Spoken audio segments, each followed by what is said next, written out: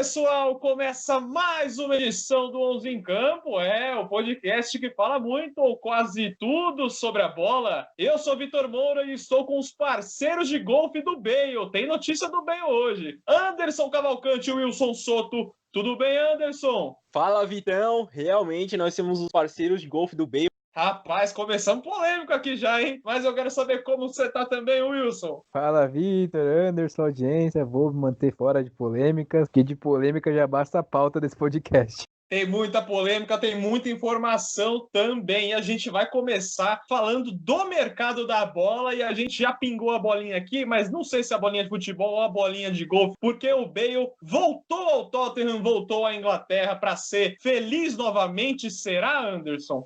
Eu acho que sim, o Bale tá garantido, com certeza a felicidade dele. Eu não sei se você viu, mas no entorno do centro de treinamento e ali perto do estádio do Tottenham, tem vários campos de golfe. Então eu acho que o Gareth Bale tá no lugar perfeito para ele. Agora, no futebol eu já não sei, mas no golfe eu tenho certeza que ele está realizado de voltar para Inglaterra.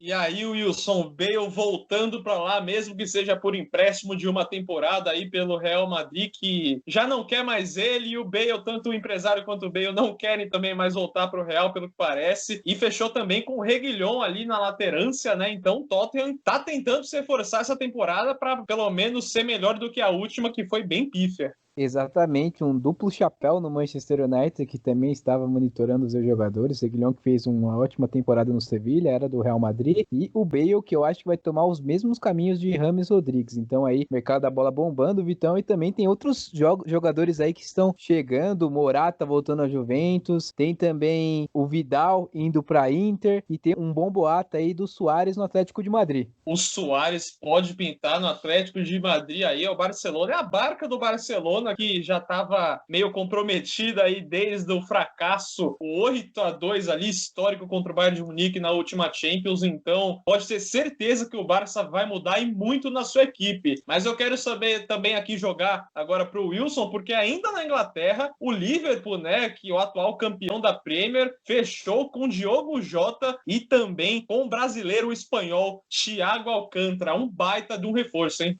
Gigantesco, o Thiago Alcântara. O próprio Diogo Jota fez ótimas temporadas no Wolverhampton. Inclusive, no jogo entre City e Wolverhampton, estava aparecendo ele lá na contagem regressiva. Não arrumaram ainda o videozinho. Mas o Thiago estreou contra o Chelsea. Uma vitória boa do Liverpool contra o Chelsea 2-0. E jogou só o segundo tempo. Mas fez aí muitos passes. Bateu recorde de passes em 45 minutos. Joga muito o volante brasileiro naturalizado espanhol. Joga bastante. O Liverpool desembolsou uma grana bacana para trazer os dois aí. Juntos eles somaram 73 milhões de euros, mas estão chegando aí, Thiago, para ser titular, o Diogo Jota para brigar pela titularidade ali no ataque difícil, mas vai ser uma concorrência bacana e o Liverpool se reforçando. E para fechar aqui o mercado da bola, claro, se vocês tiverem outros destaques, podem trazer também. Anderson, PSG tá querendo Khedira e Dele Alli, mas aí é mais do mesmo. Onde o PSG quer chegar com esses dois rumores, né? Olha, Vitão, o PSG tá tentando reforçar o setor de meio campo, né? Então o Dele Alli cairia com uma luva. Já o Khedira eu não sei não, hein? Eu prefiro o Verratti ali. Se eu fosse torcedor do PSG, eu prefiro que o Khedira nem passe perto do Parque dos Príncipes, porque todo mundo aqui conhece o Khedira e sabe que a intimidade dele com a bola não é a melhor possível, né? Realmente, para mim, essas duas contratações aí, né, mesmo que ainda não concretizadas, são meio furadas aí pro lado do time francês, que quer ganhar tudo na próxima temporada novamente. Bateu na trave na última, perdeu pro Bayern de Munique na final da Liga dos Campeões, que você acompanhou aqui no 11 em Campo, mas o PSG tá atrás desses dois reforços. E aí fechamos esse destaque primeiro do mercado da bola, e toda semana vai ter uma novidade muito legal sobre o mercado das transferências do mundo do futebol. E também ainda lá na Europa, agora na quinta-feira, agora sim vai terminar a temporada 19-20, começar, né, a próxima temporada com a final da Supercopa da UEFA entre Bayern de Munique e Sevilha, o campeão da Liga dos Campeões contra o campeão da última Liga Europa. Lógico, o Bayern de Munique pinta como grande favorito, né? A partida acontecerá lá em Budapeste, na Hungria. E o Sevilha, que é o rei da Liga Europa, né? O Real Madrid da Liga Europa, como a gente comentou aqui, pode até surpreender aí, ganhar essa taça, mas é só um jogo aberto. Wilson, quem que você aposta nesse jogo? E aí eu pergunto, aliás, faço outra pergunta. Você acha que o Sevilha tem alguma chance para levar esse caneco? Futebol é 90 minutos, mas se for analisar friamente, é muito difícil achar que algum resultado diferente de uma vitória do Bayern aconteça. O Bayern jogando muita bola, voltou. Primeiro jogo da temporada contra o Schalke 04, que não é nenhum time pequeno lá na Alemanha, meteu 8-0, jogando muito. Os jogadores vieram destaques, né? O Gnabry, o Miller, o próprio Lewandowski, a estreia do Sané, que jogou muita bola também. E essa mudança do Thiago Alcântara indo pro Liverpool e o Kimmich voltando pra volância e o Pavard pra lateral. Pra mim, o Bayern de Munique é o time a ser batido na temporada. E olha, Anderson, e para fazer essa pergunta também para você, eu queria te dar uma notícia triste nesse jogo. Sabe quem provavelmente não vai atuar nessa final? Sané não vai jogar? Não, Coman, o cara que fez o gol do título do Bayern de Munique, pode ser que não jogue nessa partida. É um baita de um reforço aí pro Sevilha. Agora o negócio é mais embaixo, né? Leroy Sané chegou, meteu a camisa 10 do Robin e é ele de um lado e Gnabry do outro. Aí eu acho que ficou pior pro Sevilha, hein? Era melhor se o Coman estivesse jogando. Vai ser muito difícil para a equipe espanhola, mas ficamos aqui com essa grande final, né, decidindo a temporada 19-20, quem será o melhor time da Europa. Lógico, o Bayern de Munique, campeão da Champions League, pinta como grande favorito, mas só saberemos na quinta-feira e falaremos também um pouco dessa final na próxima semana, no próximo podcast. Bom, fechados então aqui com a Europa, vamos pegar aquele avião, aquela ponte aérea e vir para a América do Sul falar da Libertadores.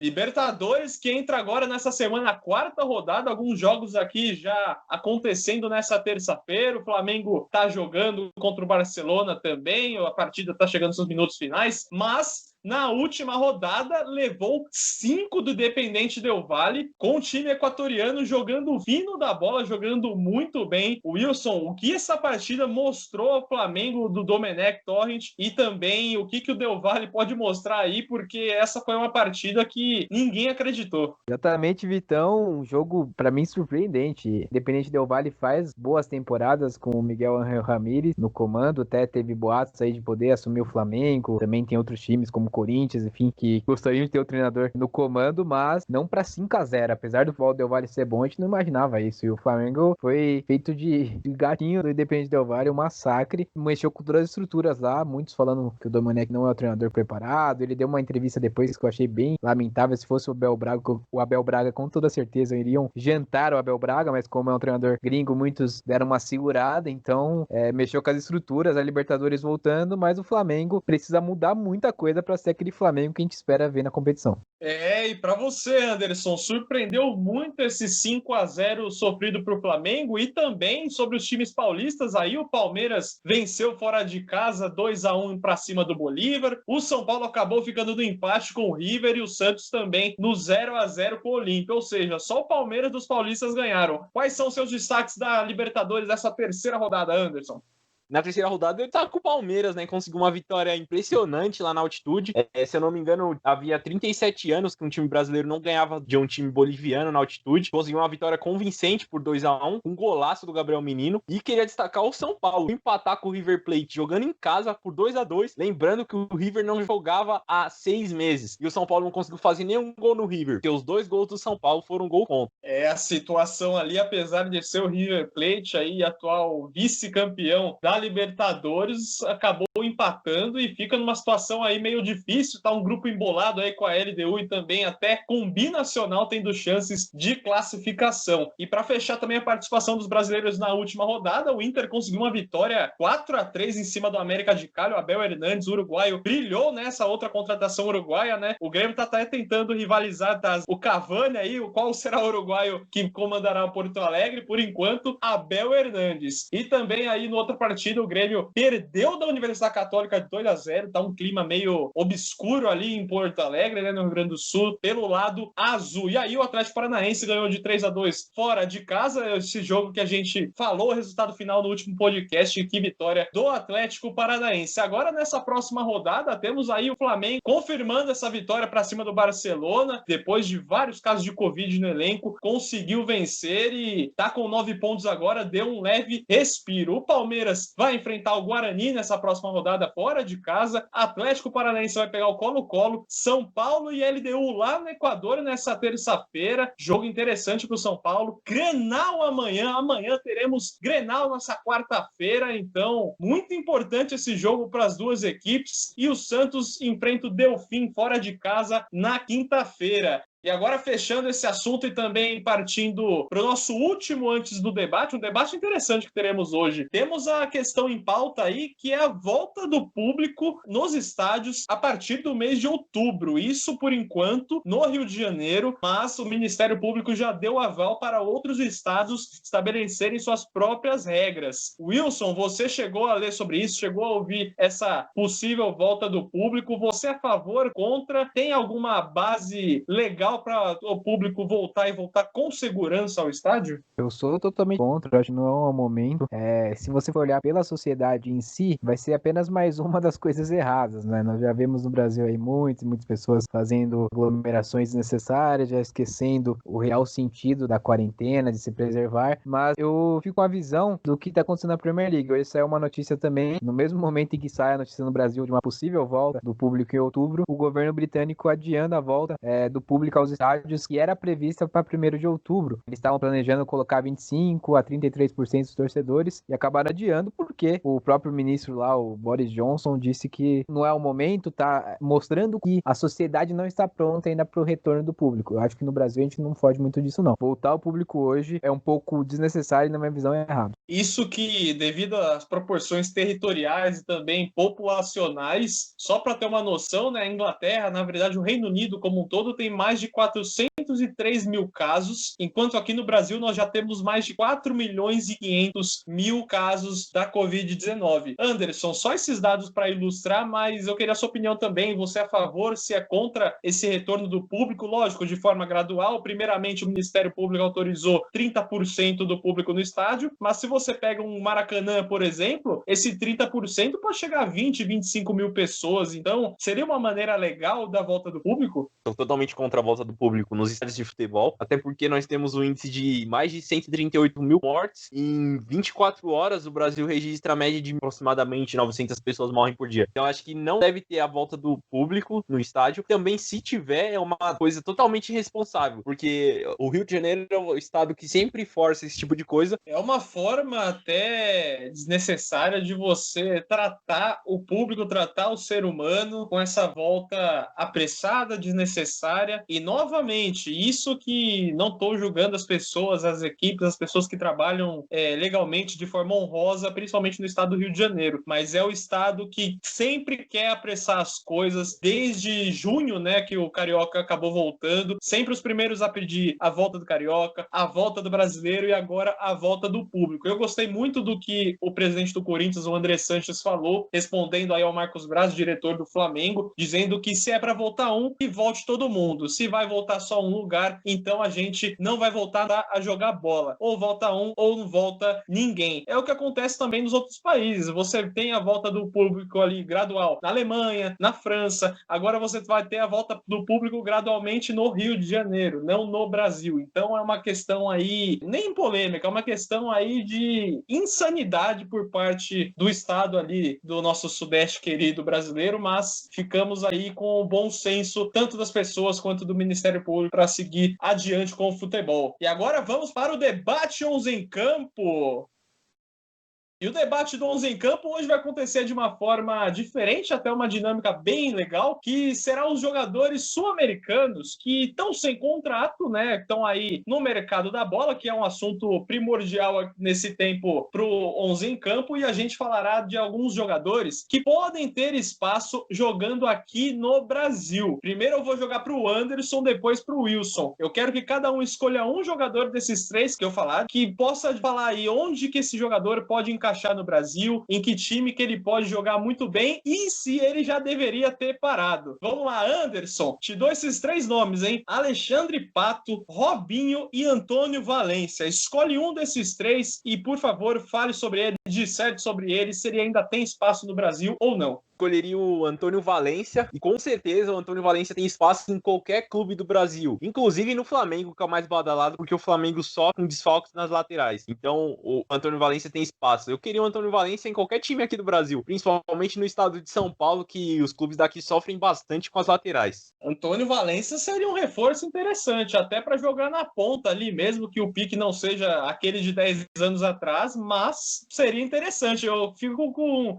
o Valência aí bem bacana para jogar pelo Brasil pela primeira vez. E para você, Wilson, Alexandre Pato e Robinho, olha essa dupla, eu quero que você escolha um. Você me quebra. Dá o mais fácil pro Anderson, mais difícil pra mim. Vem desses dois, muito difícil. Eu acho que o Alexandre Pato, ele tá no estágio final da carreira dele. Parece que ele não quer mais jogar futebol. O Robinho, apesar de todas as confusões polêmicas, ele ainda pode querer voltar e talvez ele seja mais útil para alguns times, mas os dois são mais bomba do que um reforço de peso, na minha visão. Mas ali no caso, Wilson, você não acha que o Pato ali, nessa segunda passagem do São Paulo, acabou ficando bem ruim, né? Acabou não correspondendo em nada do que ele foi, nem a metade da primeira passagem, que já não foi ótima, mas foi uma boa passagem. Mas o Pato, para mim, poderia ir, se ele tivesse um pouco mais de vontade, poderia jogar em qualquer clube do Brasil. Mas para mim, o Robinho, se voltasse no Santos, eu não reclamaria, não. A verdade é que o Pato parou de jogar bola depois que ele levou a filha do Berlusconi no Dia dos Namorados lá em São Januário. Ali foi bizarro pra assistir, se eu não me engano, Vasco e Goiás. Ali começou a decadência do Alexandre Pato. Que beleza, e essas histórias do futebol aí, principalmente com o Pato. O Pato tem bastante dessas histórias aí de bastidores. Tem até um outro jogador aqui que eu acabei não colocando, mas seria interessante, eu só quero uma palavra de cada um. O que vocês acham do Jusilei voltar ao Brasil? Puxa ou deixa passar? Deixa o Jusilei se aposentar, acho que já tá bom, já tá bastante rico, né? Eu acho que depende do mercado. Se ele for pra jogar nos grandes, não tem mais espaço. Teve passagens boas no Corinthians, o São Paulo foi desastroso, no meu ver. Mas, por exemplo, pra jogar pra um time que luta aí pra não cair, no Brasileirão ele pode ter espaço. Então, Goiás aí, ó, RB, né, o Red Bull, Bragantino também, contratem Jusilei, que o Jusilei tá livre no mercado e pode atuar por um time de vocês aí, pra salvar do rebaixamento, talvez, ou não. Só saberemos se o Jusilei voltar para o Brasil. Mas o 11 em Campo fica por aqui. Quero agradecer demais, de novo, né, a sua presença, ouvindo mais um podcast que a gente faz com tanto carinho para você e com tanta informação importante e relevante. Muito obrigado aí, Anderson e Wilson, essa dupla que agora vai jogar golfe com o Bale lá na Inglaterra, lá junto com ele e os parceiros de time do Tottenham Hotspur. Muito obrigado por mais um podcast, Anderson. Valeu, Vitão. Seria um sonho mesmo, ir pra Inglaterra, né? Jogar um gol já seria um plus a mais. Ainda mais com o Gareth Bale, tetracampeão da Champions League, seria o ápice da minha vida. O podcast foi especial, gostei muito e eu queria agradecer a todo mundo que nos escuta, dá feedback, compartilhem o nosso conteúdo, por favor. É isso aí. Lembrando aí, o Wilson também vai reforçar essas palavras. Estamos em todas as plataformas aí, YouTube, Spotify, todas as outras que você encontrar ali. Joga 11 em Campo que você vai achar a gente. Muito obrigado, Wilson. Valeu, Vitor, valeu, Anderson, pessoal da audiência aí, grande abraço. Não somos Zlatan Ibrahimovic, mas estamos voando. Sigam na rede social, estamos no Facebook, Instagram, YouTube, também no Spotify e demais plataformas de podcast. Valeu, pessoal, até semana que vem. É isso aí, muito obrigado novamente. Ficamos por aqui com mais uma edição fantástica do 11 em Campo. Muito obrigado e tchau!